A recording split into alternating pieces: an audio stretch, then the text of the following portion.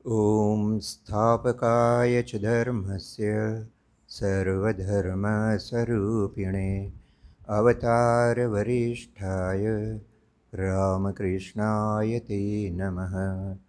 जननीं शारदां देवीं रामकृष्णं जगद्गुरुं पादपद्मे तयोः श्रित्वा प्रणमामि मुहुर्मुहुः। नमः श्रीयतिराजाय विवेकानन्दसूरये सच्चित्सुखस्वरूपाय स्वामिने तापहारिणे। गुरुर्ब्रह्मा गुरुर्विष्णु गुरुरेवो महेश्वरः गुरुसाक्षात् परब्रह्म तस्मै श्रीगुरवे नमः।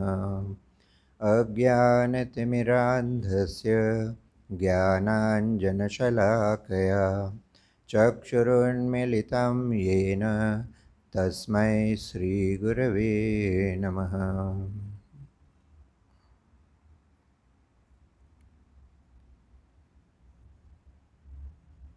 तो जैसा कि आज विदित है,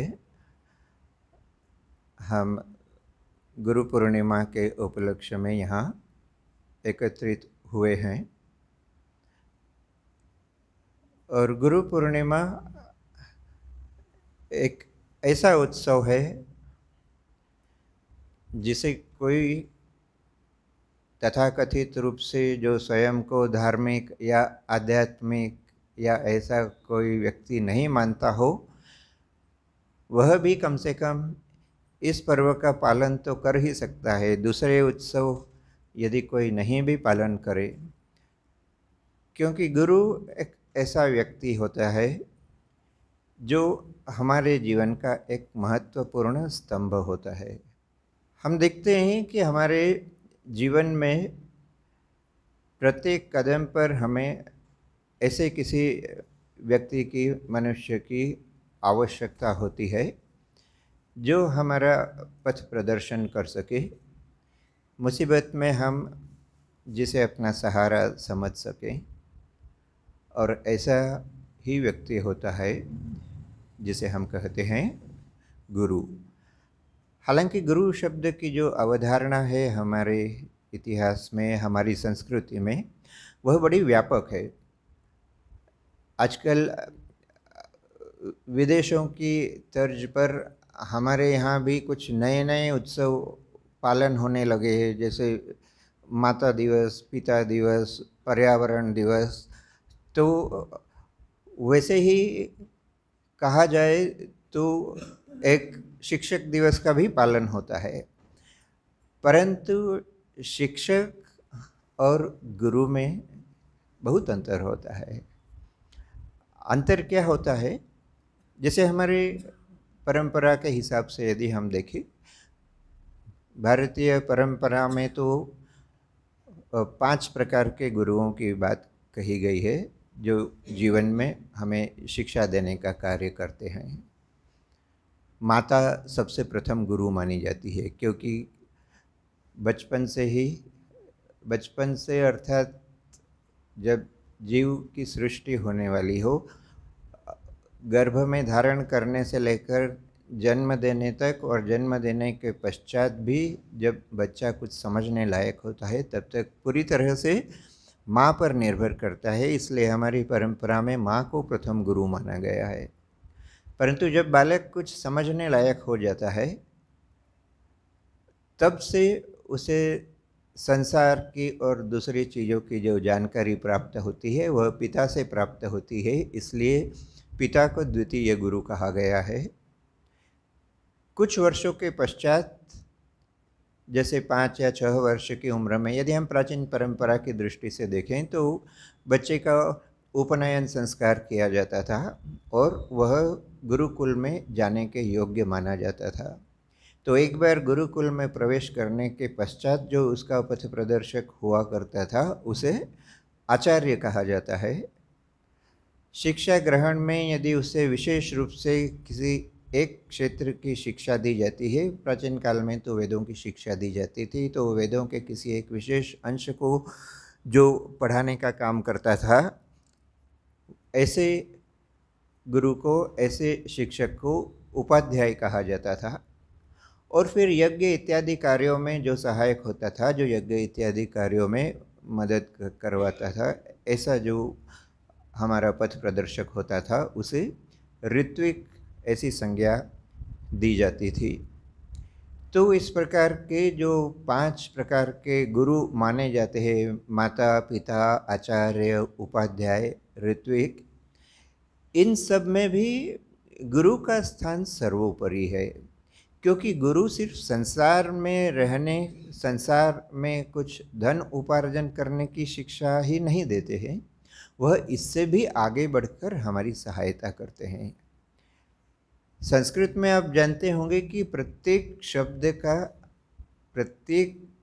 शब्द के पीछे कोई ना कोई अर्थ हुआ करता था। एक श्लोक ऐसा है,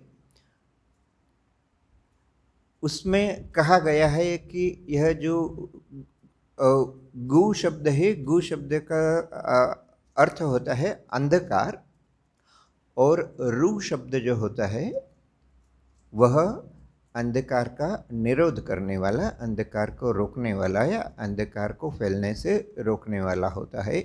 और इसलिए जीवन में जो गु और रु दोनों शब्दों से मिलकर जो एक अर्थ निकलता है, वह एक ऐसे व्यक्ति के रूप में आता है जो हमारे जीवन का अंधकार दूर करता हो।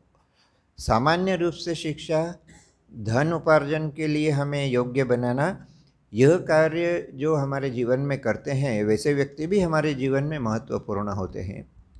परंतु एक बार आप यदि आत्मनिर्भर हो गए, आप अपना और अपने परिवार और समाज का भरण पोषण करने योग्य हो जाए, उसके बाद भी जीवन की समस्याओं का निस्तार नहीं होता। जीवन की समस्याओं से हमें जो निकालता है, वही व्यक्ति सच्चे गुरु के रूप में हमारे जीवन में आता है। और इसलिए गुरु सामान्य शिक्षक मात्र नहीं है। यह जो अर्थ है, यह जो अंतर है, यह समझने योग्य है। भारतीय परंपरा में वैसे तो देखा जाए, गुरु पूर्णिमा का चलन कब से हुआ, किस दिन से गुरु पूर्णिमा का पालन करना प्रारंभ हुआ, यह कहना तो बड़ा मुश्किल है, क्योंकि इतना प्राचीन इतिहास और इतनी परंपराएं रही हैं। कहा जाता है कि बौद्ध धर्म में भी आज ही का दिन था।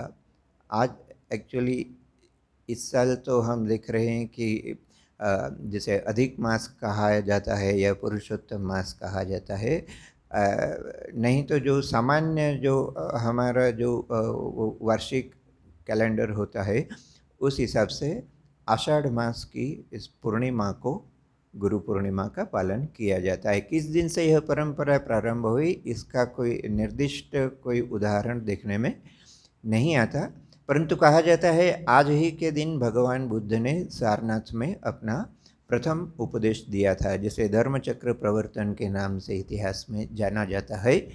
तो वह दिन भी आज ही के दिन से जुड़ा हुआ है। जैन धर्म का इतिहास देखें तो उसमें भी भगवान महावीर ने अपने शिष्य को उपदेश देने का प्रारंभ आज ही के दिन से किया था। और सनातन परंपरा में तो इसे गुरु पूर्णिमा या व्यास पूर्णिमा भी कहा जाता है, क्योंकि जिन्हें हम आदि गुरु कहते हैं, ऐसे महर्षि व्यास का भी कहते हैं कि आज ही के दिन जन्म हुआ था। तो उनकी याद में, और वेदव्यास कैसे थे, हम देखें तो वेदव्यास के पहले भी भारत की संस्कृति में ज्ञान की एक विस्तृत, एक बड़ी विशाल परंपरा रही थी। परंतु वह जो ज्ञान था, वह ज्ञान बिखरा हुआ था। महर्षि वेदव्यास का महत्व इसलिए है कि उस फैली हुई अव्यवस्थित ज्ञान राशि को उन्होंने एक सुनियोजित रूप से उसे अलग अलग रूप से विभाजित करने का कार्य किया। यह जो हम जो चारों वेदों की बात करते हैं, उस ज्ञान राशि को विभाजन करने का काम महर्षि वेदव्यास ने किया। इसके अलावा भी कहा जाता है कि बहुत से पुराणों की रचना उन्होंने की। महाभारत की भी रचना महर्षि वेदव्यास ने की। तो इतना आप कल्पना कीजिए, आज के युग में तो जो भी दो चार लाइन कुछ लिख लेता है वह अपने आप को बहुत बड़ा साहित्यिक मानने लगता है। आज से हजारों वर्ष पूर्व इतने विशाल ज्ञान राशि को वेदों का वेदों की रचना उन्होंने की ऐसा कहना गलत होगा, पर वेदों का जो विभाजन है यह कार्य वेदव्यास ने किया। महाभारत की रचना उन्होंने की, बहुत से पुराणों का संकलन उन्होंने किया। तो आज से हजारों वर्ष पूर्व जो व्यक्ति इतना बड़ा साहित्यिक कार्य करके गया हो वो कितना विद्वान रहा होगा। और इसलिए कोई आश्चर्य की बात नहीं कि इस गुरु पूर्णिमा को व्यास पूर्णिमा के नाम से भी याद किया जाता है। गुरु पूर्णिमा को इसीलिए विशेष महत्व दिया जाता है क्योंकि मनुष्य के जीवन में खाने पीने रहने सोने के अलावा भी बहुत सी समस्याएं आती है।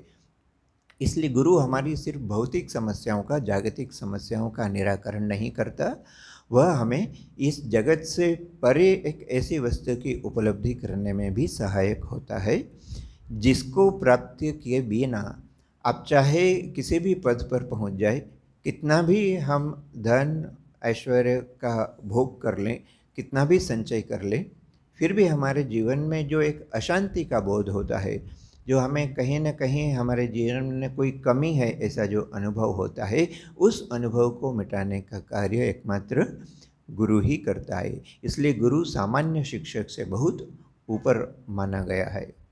और फिर हम यदि और भी पीछे जाए तो हम देखते हैं कि वैदिक युग में भी भले गुरु पूर्णिमा का उल्लेख विशेष रूप से कि आज के दिन विशेष दिन रूप से गुरु को याद किया जाना है, ऐसा भले निर्दिष्ट कोई दिन हमें नज़र नहीं आता, परंतु गुरु और शिष्य की या ज्ञान की एक जो परंपरा है उसके बहुत ही सुस्पष्ट लक्षण हमें हमारे वेदों और उपनिषदों में भी दिखाई देते हैं। ऋग्वेद जो कि विश्व के प्राचीनतम ग्रंथों में से एक माना जाता है, उसमें हम देखते हैं आनो भद्रा क्रतो यंतु विश्वतः, ऐसी एक पंक्ति आती है।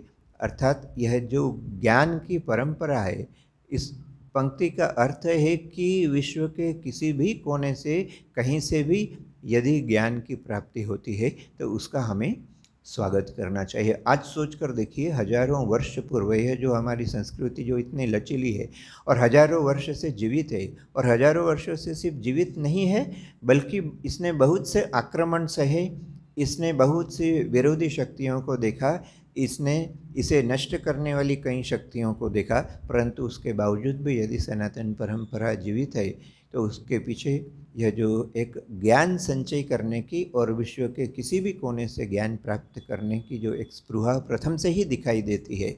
न सिर्फ दिखाई देती है, सिर्फ यह एक पुस्तक में या एक ग्रंथ में लिखा हुआ वाक्य या उपदेशों में कहा जाने वाला वाक्य नहीं है, बल्कि वास्तव जीवन में भी इसका पालन हमारे जीवन में हुआ है, हजारों वर्षों से होता आया है।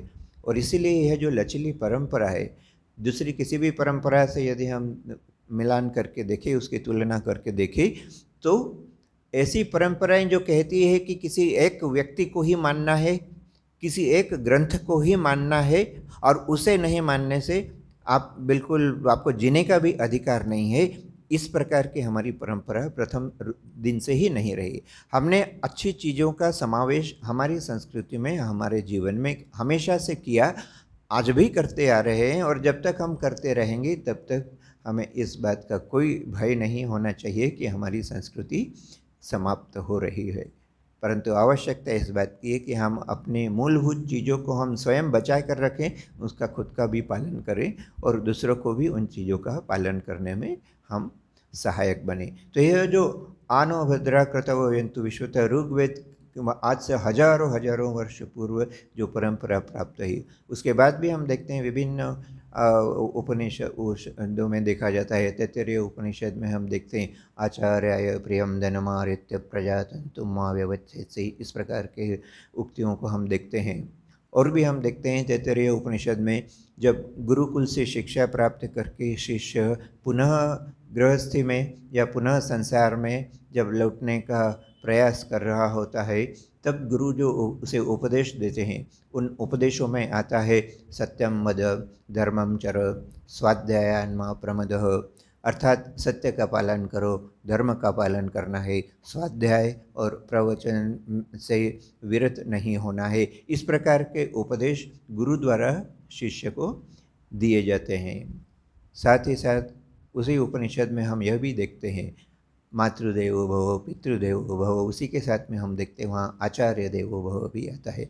अर्थात आचार्य को या गुरु को एक सम्मान देने की जो परंपरा है हमारे वैदिक इतिहास से लेकर आज तक चली आ रही है। और इसीलिए कोई आश्चर्य की बात नहीं कि आज के इस युग में भी गुरु पूर्णिमा का पालन यदि लोग सच्ची श्रद्धा और भक्ति से करते हैं तो यह सिर्फ हमारी आवश्यकता के लिए हम कर रहे हैं ऐसा नहीं, ये इसके पीछे हमारी एक लंबी परंपरा रही है, उस परंपरा के पालन के रूप में भी हम करते आ रहे हैं। महाभारत में भी यदि हम देखें, और विशेषकर महाभारत में गीता में जहाँ भगवान श्री कृष्ण अर्जुन को उपदेश देते हैं, वहाँ भी वे कहते हैं तद्विद्धि प्रणिपातेन परिप्रश्नेन सेवया उपदेक्ष्यन्ति ते ज्ञानम ज्ञानेनस्तत्त्वदर्शिनो। तो कैसे गुरु के पास जाना भगवान श्री कृष्ण सिखाते हैं। वे कहते हैं तद्विद्धि प्रणिपातेन परिप्रश्नेन, दोनों ही चीज़ें महत्वपूर्ण हैं। गुरु के पास कैसे जाना चाहिए, भगवान कहते हैं प्रणिपातेन। प्रणिपात का अर्थ है कि गुरु के सामने स्वयं को सौंप देना, समर्पण करना, प्रणाम पूर्वक जाना। यह जो प्रणिपात करने की, सम्मान दर्शाने की, प्रणाम करने की परंपरा है, उसका पालन करते हुए गुरु के पास जाना है। अर्थात गुरु के पास श्रद्धा का भाव लेकर जाना है। तो श्रद्धा का भाव होगा तो क्या हम आँख मूंद कर या अंधभक्त बनकर और गुरु का पालन करेंगे? ऐसा नहीं। भगवान श्री कृष्ण वहीं साथ ही साथ कहते, जब वे कहते प्रणिपातेन, अगला ही जो शब्द वहाँ भगवान व्यवहार में लाते हैं वह है परिप्रश्नेन। कैसे गुरु के पास जाना? तद्विद्धि प्रणिपातेन परिप्रश्नेन।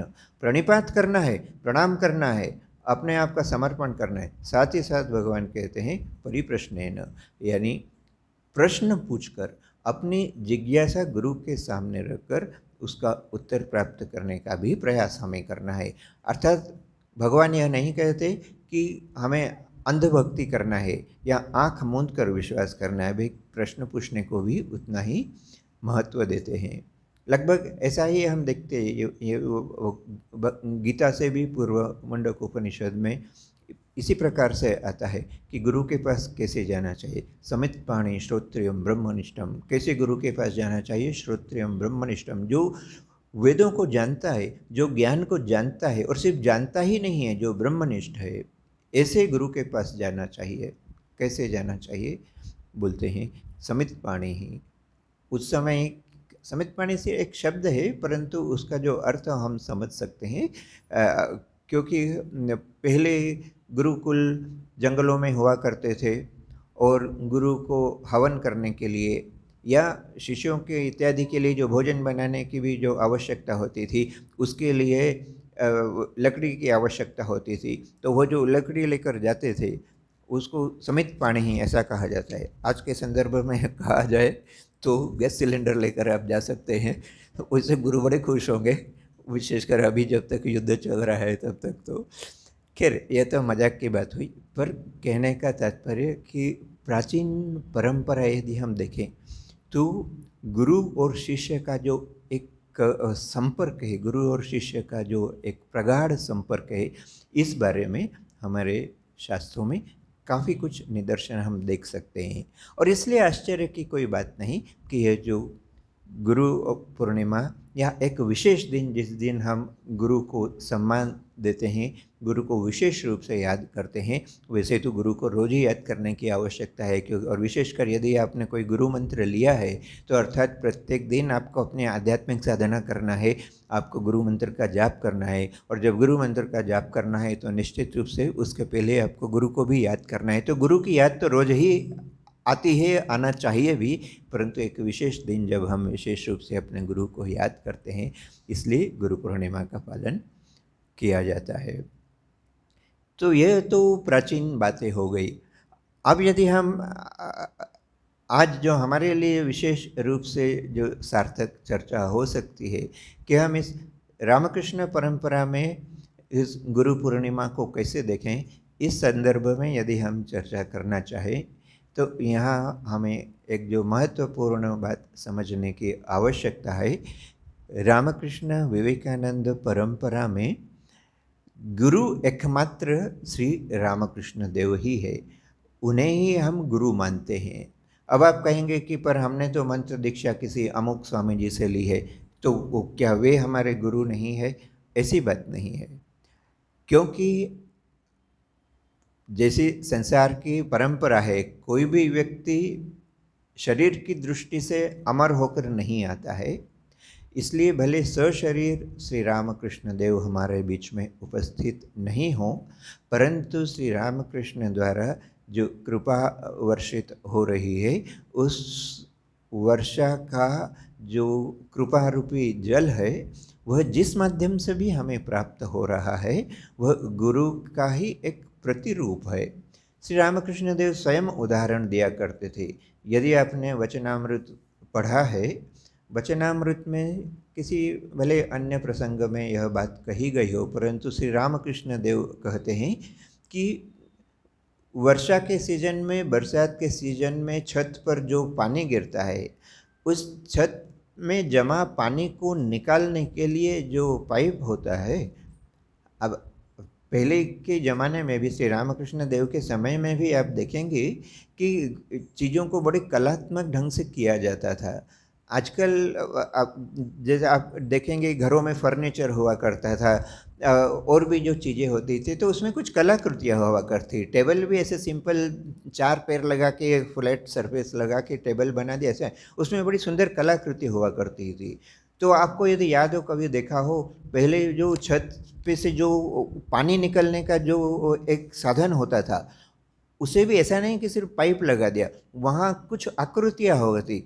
कभी मान लो हाथी का कोई वहाँ पर आकृति दी हुई है, कभी घोड़े की आकृति है, कभी और किसी जानवर की आकृति है।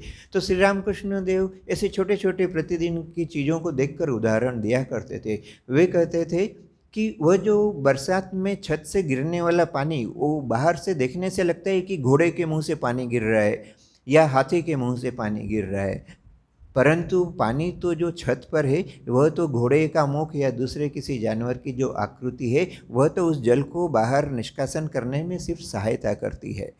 परंतु पानी तो जो है वह ऊपर से बादलों ने छत पर बरसाया है, छत से वह पानी गिर रहा है। श्री रामकृष्ण देव उदाहरण के माध्यम से यही समझाना चाहते थे कि जो कृपावारी बह रही है, जो कृपा रूपी वायु बह रही है, वह तो एकमात्र ईश्वर की ही कृपा है, परंतु वह जिस माध्यम से आ रही है, माध्यम महत्वपूर्ण नहीं है, स्रोत महत्वपूर्ण है। कहाँ से वह आ रहा है यह अधिक महत्वपूर्ण है। माध्यम तो कोई भी हो सकता है, और पर हाँ, कोई भी हो सकता है का अर्थात सचमुच कोई भी हो सकता है ऐसा कहना गलत होगा, क्योंकि जो जिन गुरु के माध्यम से हमें गुरु मंत्र प्राप्त हुआ है, उस गुरु की अवस्था में पहुंचने के लिए भी विशेष साधना की, विशेष आध्यात्मिक लाभ अर्जन करने की क्षमता होना चाहिए। प्रत्येक व्यक्ति गुरु नहीं हो सकता, परंतु राम कहने का तात्पर्य यही है कि रामकृष्ण परंपरा में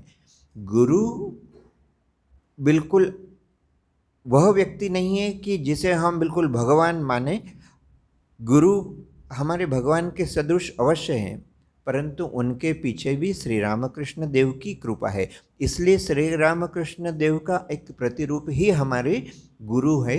यह बात हमें ध्यान में रखने की आवश्यकता है। इसलिए आपके गुरु कोई भी हो सकते हैं, आप मंत्र किन से भी प्राप्त कर सकते हैं। मैं सिर्फ रामकृष्ण परंपरा के संदर्भ में ही यह बात कह रहा हूँ कि आप जिस भी गुरु से आपने दीक्षा ली है, परंतु यह विशेष रूप से ध्यान रखने योग्य है कि हमारे जो मूल गुरु है, जो आदि गुरु है, जो हमारे इष्ट है, वे श्री रामकृष्ण देव ही है। और श्री रामकृष्ण देव के स्वयं के जीवन में यदि हम देखें किस प्रकार से गुरु भाव का उनके जीवन में विकास हुआ था, उनके आध्यात्मिक जीवन को यदि हम देखें तो वह जो 12 वर्ष का उनका एक साधना काल माना जाता है, उस साधना काल के पहले भी उनमें उनके जीवन में गुरु भाव का एक उसकी गुरु भाव की एक झलक दिखाई देती है। साधन काल के समय में भी वह दिखाई देती है और साधना समाप्त होने के बाद तो वो एक गुरु के रूप में प्रतिष्ठित हो ही चुके थे समाज में। बहुत छोटे समय की बात है, जब वे बहुत छोटी उम्र के थे तब भी एक ऐसा संदर्भ आता है कि गांव के जो विद्वान और बड़े बूढ़े लोग होते हैं ऐसे बैठे हुए थे और उनमें कोई चर्चा चल रही थी, धार्मिक चर्चा, और उसका कोई निष्कर्ष नहीं निकल पा रहा था। और ये छोटा बालक, उस समय तो रामकृष्ण के रूप में नहीं, गदाधर के रूप में जाना जाता था छोटा बालक, गदाधर भी वहाँ बैठे उन सब विद्वानों की बातें सुन रहा था। और जब देखा कि कोई निष्कर्ष नहीं निकल रहा है तब गदाधर ने कोई ऐसा समाधान दिया कि जो सभी को समान रूप से मान्य हुआ। तो इस प्रकार का उदाहरण श्री रामकृष्ण देव के बचपन से ही हम देखते हैं। यहाँ तक कि जब वे साधना कर रहे थे तब भी देखा जाता है कि उन्होंने विभिन्न प्रकार की साधनाएं उन्होंने की। तो साधना काल में भी हम देखते हैं कि उन्होंने किसी न किसी को अपना गुरु अवश्य बनाया, परंतु साथ ही साथ यह भी देखा जाता है कि उन्होंने गुरु के जीवन में भी ऐसा कुछ लाया, परिवर्तन लाया, जिससे गुरु का जीवन भी समृद्ध हुआ। अर्थात बचपन में भी उनमें गुरु भाव का विकास देखा जाता है। साधना काल के समय भी उनमें वे शिष्य भले हैं, बट शिष्य के साथ ही साथ वे एक गुरु भी हैं। इस बात का निदर्शन आप जब श्री रामकृष्ण देव की जीवनी पढ़ते हैं तो उसमें स्पष्ट रूप से दिखाई देता है। भले वह भैरवी ब्राह्मणी रही हो या उन्हें अद्वैत मत की साधना कराने वाले गुरु तोतापुरी रहे हों, प्रत्येक गुरु के जीवन में भी उन्होंने कुछ दिया है। और उसके बाद जब वे समाज में वे स्वयं जब गुरु के रूप में प्रतिष्ठित हुए तब तो उनके इस गुरु भाव का हम और भी विशेष रूप से प्रचार प्रसार देख सकते हैं। एक तो यदि हम शास्त्र परंपरा की दृष्टि से देखें, शास्त्रों में कहा गया है कि गुरु कौन हो सकता है। जो हमें थोड़ा कुछ फिजिक्स, मैथमेटिक्स, केमिस्ट्री सिखा दे वही व्यक्ति गुरु हो गया, ऐसा नहीं। हमने इस चर्चा को हम प्रारंभ में ही देख चुके हैं कि जो हमारे जीवन के अंधकार को दूर करके ज्ञान का प्रकाश लाता है वह व्यक्ति गुरु होता है। तो 3 शब्द आते हैं वहाँ पर, श्रोत्रिय, अवृजिन, अकामहत। ऐसा जो व्यक्ति होता है वह गुरु बनने के योग्य होता है। श्रोत्रिय का अर्थ जिसने वेदों को या जिसने ज्ञान को ठीक से सम्यक रूप से जिसने पढ़ा है, समझा है। पढ़ने से भी ज़्यादा महत्वपूर्ण समझना है, और समझने में से भी अधिक महत्वपूर्ण है जिसने अपने जीवन में उसका आचरण किया है। तो ऐसे व्यक्ति के रूप में यदि हम देखें तो श्री रामकृष्ण देव ऐसे श्रोत्रिय के रूप में हमारे समक्ष आते हैं। आप कहेंगे कि वे तो अनपढ़ थे, उन्होंने कब पूरे वेदों को पढ़ा या उन्होंने ज्ञान को किस प्रकार से अर्जन किया। सिर्फ पढ़ना आवश्यक नहीं है, पढ़ने के पश्चात जीवन में आत्मसात करना अधिक आवश्यक है। मुझे अचानक बोलते बोलते याद आ गया, कल ही मैं चंडीगढ़ से लौटा और परसों चंडीगढ़ से जब आने के लिए प्लेटफॉर्म पर बैठा हुआ था तो एक सज्जन मेरे पास में आके बैठ गए। और फिर जैसा होता है कि ड्रेस देखकर लोगों के अपनी अपनी अलग अलग प्रतिक्रियाएं होती है, तो वे सज्जन भी कुछ देर बैठने के बाद बोले आपसे कुछ बात करना है। तो अब हमको भी तो समय पास करना ही था, हमने कहिए। तो खैर वो बातचीत का उनका जो सार था वह यही था कि मैं एक समय में रामकृष्ण मिशन में भी गया हूँ, फिर मैं इस्कॉन में भी गया, फिर मैं यहाँ भी गया, वहाँ मैं 4-5 संस्थाओं के उन्होंने नाम बताए। और फिर बोले सब देखने के बाद मुझे लगा कि नहीं, कहीं कुछ भी नहीं है, इसलिए अभी मैं कहीं नहीं जाता, पर मेरे जीवन में अशांति भी है। तो हमने उनको यही बताया कि आप गए सभी दूर, मैं नहीं कहता कि आपको रामकृष्ण मिशन में ही आना चाहिए, दूसरी जगह नहीं जाना चाहिए, जिसको जहाँ जाना जाए, जिसको मन की शांति जहाँ से प्राप्त होती है करे, पर कम से कम वहाँ जाकर जो कहा जा रहा है वह अपने जीवन में पालन तो करे। पालन हम कुछ नहीं करेंगे, दुनिया भर में घूमेंगे। और आजकल और एक सुविधा हो गई है, पहले तो चलो फिर भी गुरु परंपरा, कुल गुरु परंपरा थी, तो वो कुल गुरु जो होते थे उन्हीं के सानिध्य में आपको उन्हीं को गुरु बना कर रहना है। अब तो एक गूगल गुरु आ गया है, तो आपको ज़माने भर का ज्ञान अब आपके पॉकेट में आ गया है। अब आप 1000 गुरु बना सकते हैं, पर समस्या ये है कि हम 1000 गुरु को सिर्फ सुनते ही रहते हैं और फिर उनमें मिन मेख निकालते रहते हैं और करते कुछ भी नहीं है। तो वो जो श्रोत्रिय की हम बात करते हैं, श्रोत्रिय व्यक्ति वह है जिसने ज्ञान अर्जन किया है, उसे अपने जीवन में उतारा है। और इसलिए हम श्री रामकृष्ण देव के जीवन में उदाहरण देखते हैं। एक उनके ये जो सन्यासी शिष्य थे, तो मैंने काफ़ी पहले की बात कर रहा हूँ कि जब ये सब लोग सन्यासी भी नहीं बने थे, तो इनमें से आप देखेंगे अभेदानंद जी। तो अभेदानंद जी जब युवक थे और श्री रामकृष्ण देव के पास आने जाने लगे, और कुछ दिनों तक फिर देखा गया कि उन्होंने रामकृष्ण देव के पास आना बंद कर दिया। श्री रामकृष्ण देव ने दूसरे युवकों से पूछा कि अरे वह आजकल क्यों नहीं आ रहा है। तो जो दूसरे उनके मित्र थे उन्होंने कहा कि वो आजकल वेद वेदांत काफ़ी पढ़ रहा है, उपनिषद पढ़ रहा है और वो बड़ा ज्ञान चर्चा करता है और पुस्तकों को पढ़ने में लगा हुआ है, इसलिए संभवतः आने का समय नहीं निकाल पाता है। तो खैर किसी एक दिन जब उनका दक्षिणेश्वर में आना हुआ, तो श्री रामकृष्ण ने कहा, अरे तू आजकल आता नहीं है, और क्या मैंने सुना है कि तू वेद वेदांत उपनिषद इत्यादि बहुत पढ़ रहा है। तो उन सारे वेद वेदांतों में क्या है? यही तो है ना, ब्रह्म सत्य जगत मिथ्या। तो देखिए, बहुत बार गुरु कुछ बोल जाते हैं, शिष्य यदि समझने लायक नहीं है तो वह गुरु की बोली हुई बात को भी समझ नहीं पाता है। परंतु यहाँ गुरु और शिष्य दोनों ही उच्च कोटि के थे।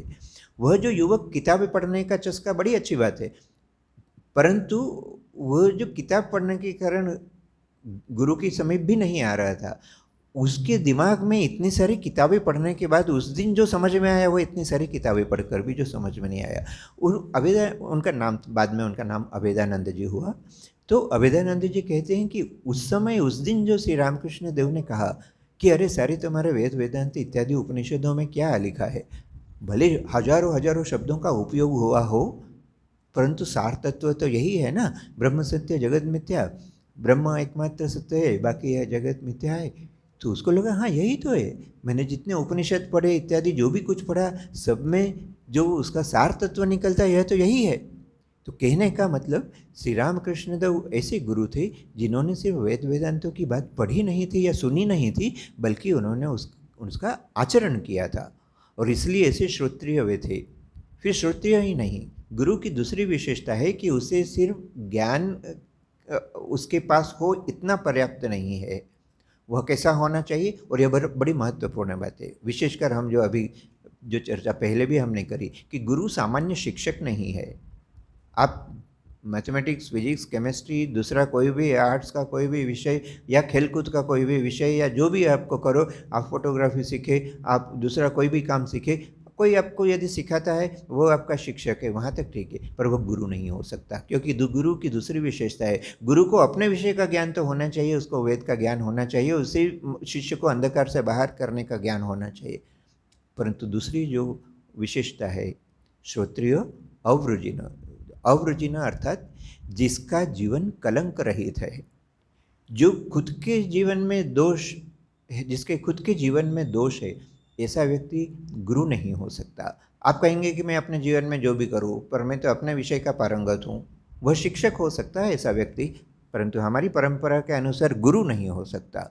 गुरु को न सिर्फ ज्ञान होना चाहिए बल्कि उसका जीवन भी कलंक रहित होना चाहिए। और श्री रामकृष्ण देव ऐसे ही एक गुरु थे। विस्तार में अभी हम नहीं जाएंगे। तीसरी विशेषता श्रोत्रिय अवरुजिन, और तीसरी गुरु की विशेषता है अकामहत, अर्थात गुरु जो है वह इच्छा रहित। इच्छा रहित से तात्पर्य है कि उसमें कोई स्वार्थ बुद्धि नहीं होना चाहिए। यदि वह अपने ज्ञान का वितरण कर रहा है तो उसके पीछे उसका एकमात्र उद्देश्य शिष्य का कल्याण होना चाहिए। मुझे शिष्य से कुछ प्राप्त होगा, यह वासना जिसमें है वह सच्चा गुरु बनने के योग्य नहीं है। इसलिए शास्त्र की दृष्टि से वही व्यक्ति गुरु हो सकता है जिसे सचमुच ज्ञान जिसको प्राप्त हुआ है, जो अपने जीवन में कलंक रहित थे, जिसके चरित्र में कोई दोष नहीं है, और साथ ही साथ जब वह ज्ञान किसी को देता है तो वह अपने किसी स्वार्थ की दृष्टि से ज्ञान नहीं देता है। शिष्य से उसे कुछ फायदा होगा या शिष्य से उसे कुछ सांसारिक वस्तु प्राप्त होगी, ऐसी वासना जिसके मन में है, वह व्यक्ति सच्चा गुरु नहीं हो सकता। और इसलिए श्री रामकृष्ण देव के जीवन को यदि हम विस्तार से समझने का प्रयास करें, देखेंगे तीनों ही विशेषता उनके जीवन में दिखाई देती है। परंतु यह तो शास्त्र की दृष्टि से हुआ। आधुनिक युग की दृष्टि से भी देखा जाए तो श्री रामकृष्ण देव के जीवन में कुछ विशेषताएं ऐसी नज़र आती है जो उनके गुरु भाव को विशेष रूप से हमारे समक्ष रखती है। और वह क्या? एक जो महत्वपूर्ण वस्तु श्री रामकृष्ण देव के जीवन में हम देखते हैं वह यही कि उन्होंने अपने शिष्यों को उपदेश के माध्यम से कम वरन अपने जीवन के माध्यम से अधिक सिखाने का प्रयास किया। आप उनका संपूर्ण जीवन पढ़कर देखें, उनके शिष्यों का जीवन पढ़कर देखें, एक बात स्पष्ट रूप से देखने में आएगी।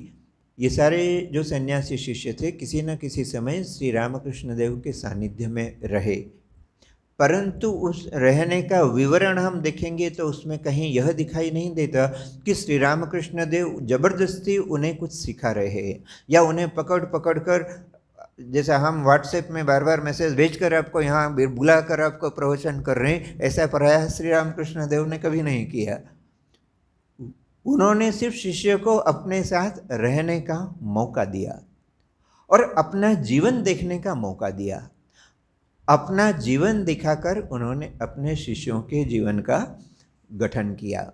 उसमें कहीं जबरदस्ती नहीं थी। हालांकि श्री रामकृष्ण देव के उपदेशों में यदि आप देखें तो उसमें स्पष्ट दिखाई देगा कि उसमें वे कहीं कहीं 3 प्रकार के शिक्षकों की बात करते हैं या 3 प्रकार के जो डॉक्टर्स होते हैं, वैद्य होते हैं, उनकी बात करते हैं। वे कहते थे जैसे उत्तम वैद्य होता है, उसके पश्चात मध्यम वैद्य होता है और अधम वैद्य होता है, ऐसे ही गुरु के संदर्भ में भी कहते थे उत्तम गुरु होता है, मध्यम गुरु होता है और अधम गुरु होता है। उत्तम गुरु कौन होता है? वे पहले तो अधम गुरु की बात करते थे कि कोई आया या वैद्य के संदर्भ में यदि कहे कि यदि आप बीमार है और वैद्य के पास जाए और वैद्य आपको बता देता है कि हाँ अमुक अमुक दवाई खाओ और हो गया, तो वह अधम वैद्य हुआ। मध्यम वैद्य क्या होगा? मध्यम वैद्य आपको दवाई देगा, उसके बाद आपकी खोज खबर भी रखेगा। आपसे जब आप उसके पास जाएंगे या आप गुरु वह वैद्य खुद मरीज के पास जाएगा, जानकारी लेगा, अच्छा दवाई खाने से तुम्हारा फ़ायदा हुआ कि नहीं, और यदि नहीं हो रहा है तो तुम और भी इस पथ्य का पालन करो, ये करो। अर्थात सिर्फ दवाई देने वाला अधम वैद्य हुआ। दवाई देने के साथ साथ अपने मरीज का और भी अधिक ख्याल रखने वाला मध्यम वैद्य हुआ। और यदि मरीज दवाई नहीं खा रहा है, श्री रामकृष्ण देव उदाहरण देते थे, उसको लिटाकर जबरदस्ती उसकी छाती पर चढ़कर उसके गले में जो दवाई ठूस दे वह उत्तम वैद्य होगा। ठीक उसी प्रकार गुरु के संदर्भ में भी कहते थे जो अधम गुरु है उपदेश देकर और छोड़ देता है, जो मध्यम गुरु है वह उपदेश देने के साथ साथ शिष्य से बार बार पूछताछ करता है, उसकी समस्याओं का निराकरण करने का प्रयास करता है। परंतु जो उत्तम वैद्य होता है, जो उत्तम गुरु होता है, वह किसी भी हालत में शिष्य को मुक्ति नहीं होने तक उसके पीछे पड़कर काम। श्री रामकृष्ण देव उदाहरण जरूर देते हैं कि अब ये कहानी सुनने से सभी को लगेगा कि हाँ फिर तो उत्तम वैद्य या उत्तम गुरु जो है वही सर्वश्रेष्ठ है, और श्री रामकृष्ण भी वैसे ही उत्तम गुरु होंगे कि जबरदस्ती अपने शिष्यों के पीछे पड़कर उनकी मुक्ति का प्रयास कर रहा है। पर वास्तव में देखा जाए तो श्री रामकृष्ण देव के जीवन में कहीं भी वैसा दिखाई नहीं देता है। उन्होंने शिष्यों को अपने साथ रहने का अवसर दिया, अपना जीवन देखने का अवसर दिया। उस जीवन को देखकर जिसके जीवन में परिवर्तन हुआ वह महान हुआ। आप कल्पना करके देखिए, श्री रामकृष्ण की जीवनी हमारे सामने है। श्री रामकृष्ण के जीवन में उनके संपर्क में सैकड़ों हजारों व्यक्ति आए थे, परंतु उन सैकड़ों हजारों में सिर्फ कुछ लोग, ये 16 लोग सिर्फ उनके सन्यासी शिष्य बन पाए। यहाँ तक कि उनके जो गृहस्थी में रहने वाले शिष्य थे, जो गृही शिष्य थे, उनकी भी संख्या बड़ी सीमित है। क्यों सीमित है? क्योंकि श्री रामकृष्ण के जीवन को देखा तो हजारों व्यक्तियों ने, परंतु उस जीवन को देखकर आचरण में लाने वाले बहुत कम लोग थे। और यह श्री रामकृष्ण देव के गुरु भाव की एक बहुत बड़ी विशेषता थी कि उन्होंने अपने जीवन को दिखाकर शिष्यों के जीवन का गठन करने का प्रयास किया, जबरदस्ती किसी के साथ करने का प्रयास नहीं किया। यह उनके गुरु भाव की एक बहुत बड़ी विशेषता थी। और एक दूसरी विशेषता की यदि हम बात करें, उन्होंने अपने संपर्क में आने वाले शिष्य के अनुसार शिक्षा देने का प्रयास किया। एक सामान्य गुरु एक शिक्षा देगा और यही अपेक्षा करेगा कि सभी उसका पालन करें, परंतु श्री रामकृष्ण देव ऐसे गुरु थे जो शिष्य की मनोवृत्ति को समझकर, उसके संस्कारों को समझकर उसके अनुसार शिक्षा देने का प्रयास करते थे। मैं संक्षेप में एक उदाहरण देकर समझाने का प्रयास करूंगा कि श्री रामकृष्ण देव के पास ये जो 16, यहाँ आपको 15 फोटो दिखेंगे और एक स्वामी विवेकानंद, ऐसे जो 16 सन्यासी शिष्य थे, उनमें से एक का स्वभाव बड़ा उग्र था। और वे उग्र स्वभाव वाले शिष्य एक बार गंगा पार करके कलकत्ता से दक्षिणेश्वर आ रहे थे। नाव में दूसरे भी कुछ सवार थे, कुछ दूसरे भी लोग बैठे हुए थे। और जैसा कि अक्सर होता है, हर एक व्यक्ति की प्रसिद्धि के साथ उसकी निंदा करने वाले भी लोग होते हैं। तो नाव में बैठे कुछ लोग श्री रामकृष्ण देव की निंदा कर रहे थे, उनकी बुराई कर रहे थे। अब यह जो उनका शिष्य था और जो स्वभाव से थोड़ा उग्र था, उसने जब यह सुना तो उसे बड़ा गुस्सा आया। उसने उन लोगों को श्री रामकृष्ण की निंदा करने से रोकने का प्रयास किया। उसके बावजूद भी चूँकि अब ये नवयुवक थे और वे थोड़े उम्र के अधिक लोग थे, तो वो क्यों इस नवयुवक की या बच्चे की बात सुनना। आजकल जेनजी वाला ज़माना जो उस समय नहीं था ना, उस समय छोटे लोग फिर भी लिहाज करते थे थोड़ा बड़ों का। तो उन्होंने जो समझाने का प्रयास किया, पर वो लोग सुनने को तैयार नहीं थे। अब इस शिष्य को गुस्सा आया, शरीर भी मजबूत था, तो उसने क्या करा, वह नाव के एक किनारे पर चला गया और थोड़ा उछलने लगा जोर पे। तो नाव को, जिसे हम कह सकते हैं कि डिसबैलेंस करने का प्रयास किया। अब नाव जब डगमगाने लगी और गंगा में डूब जाने की हालत आई, तो वो भले डर से ही सही, पर उन्होंने लगा अच्छा बाबा तुम्हारी बात मानते हैं, हमें बुराई नहीं करेंगे, तुम शांत हो जाओ। किसी प्रकार से अपनी जान छुड़ाई।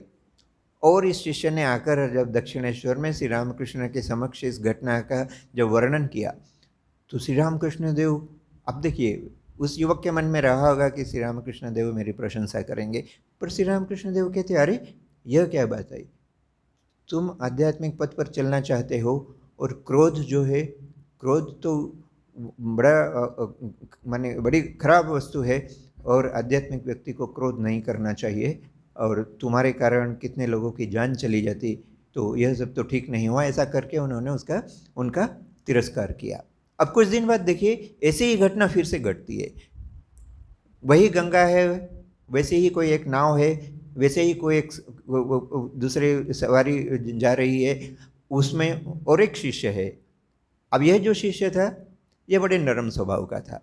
इसके सामने भी वो लोग बुराई कर रहे थे, इसको बड़ा बुरा तो लगा, पर उसने कोई प्रतिवाद नहीं किया। मन में बड़ा बुरा लगा पर मुंह से कुछ नहीं बोला, चुपचाप जैसे तैसे गंगा पार करके आ गया और रामकृष्ण देव को बताया कि आज ऐसा ऐसा हुआ।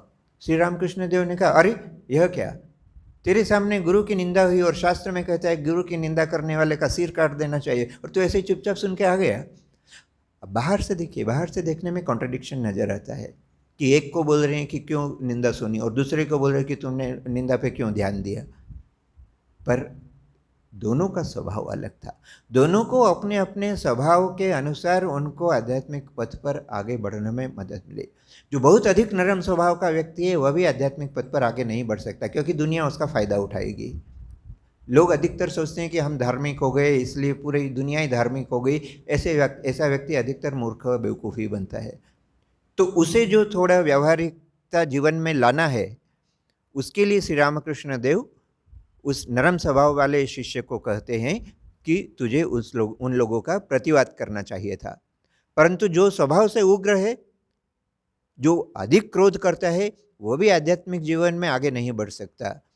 इसलिए श्री रामकृष्ण देव वैसे उग्र स्वभाव वाले व्यक्ति को कहते हैं कि तुझे थोड़ा दूसरे लोगों का भी मत समझने का प्रयास करना चाहिए और दूसरे की क्षति हो, दूसरे का नुकसान हो, ऐसा नहीं करना चाहिए। तो यह श्री रामकृष्ण देव के गुरु भाव की एक विशेषता थी कि वे शिष्य के अनुसार उपदेश देते थे। एक ही उपदेश सभी को पहनाना है, वो अंग्रेजी में कहावत है नहीं कि सभी के लिए एक ही कोट है, आप या तो उस आदमी को काटो या कोट को लंबा करो, ऐसा कुछ नहीं।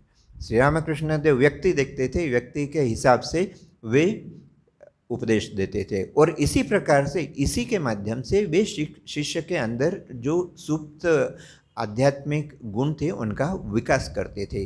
इसका एक सुंदर उदाहरण हम देख सकते हैं स्वामी विवेकानंद के जीवन में। स्वामी विवेकानंद हम जानते थे कि प्रकांड विद्वान थे। उनके बाद के जीवन में भी हम देखते हैं कि पूरे अमेरिका और यूरोप में उनके समान विद्वान कोई व्यक्ति हैं।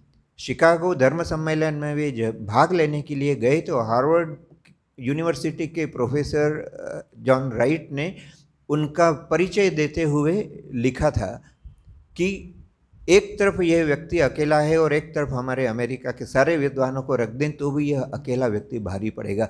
इस प्रकार का जो परिचय पत्र हार्वर्ड यूनिवर्सिटी का एक प्रोफेसर विवेकानंद को दे रहा है, ऐसा विद्वान व्यक्ति पर जब वह युवक अवस्था में था, यही विद्वत्ता किसी भी सामान्य व्यक्ति के जीवन में यदि इस प्रकार की विद्वत्ता हो तो वह उसके पतन का भी कारण हो सकती है, क्योंकि बहुत जल्दी उसमें अहंकार आ जाएगा और मेरे जैसा विद्वान कोई नहीं है। वह व्यक्ति बात बात पर दूसरों का अपमान करने लगेगा, वह अपने आप को दुनिया में सबसे बड़ा ज्ञानी समझने लगेगा। तो अध्यात्म का जो मूल गुण है कि अपने अहंकार को नाश करके आगे बढ़ना है, उसका विकास नहीं हो पाता यदि विवेकानंद नहीं हो पाता। कि दूसरे संदर्भ में देखें तो यह बात कहना गलत होगा, पर एक सामान्य दृष्टि से हम देखें, विवेकानंद के अंदर जो गुण थे उन गुणों को यदि ठीक ठीक उनकी दिशा का निर्धारण नहीं होता तो यह भी हो संभव था कि वे कुपथ पर चल सकते थे, या ऐसा कोई दूसरा कोई भी व्यक्ति हो वह कुपथ पर जा सकता है।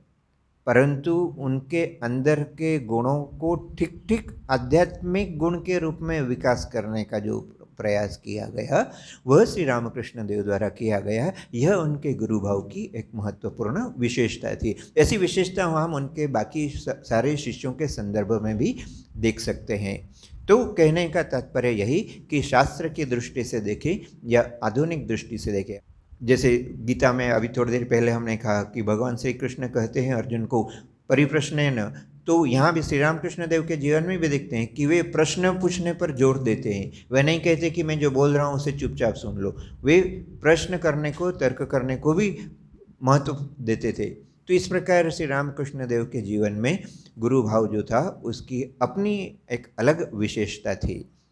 तो आज के इस गुरु पूर्णिमा के अवसर पर हम जब यहाँ श्री रामकृष्ण देव के शिष्य के रूप में उपस्थित है, शिष्य से अर्थात यह नहीं आपने सभी ने मंत्र दीक्षा ली हो या नहीं ली हो, परंतु कहीं ना कहीं श्री रामकृष्ण देव के प्रति आपके मन में सम्मान है, इसीलिए यहाँ एकत्रित हैं।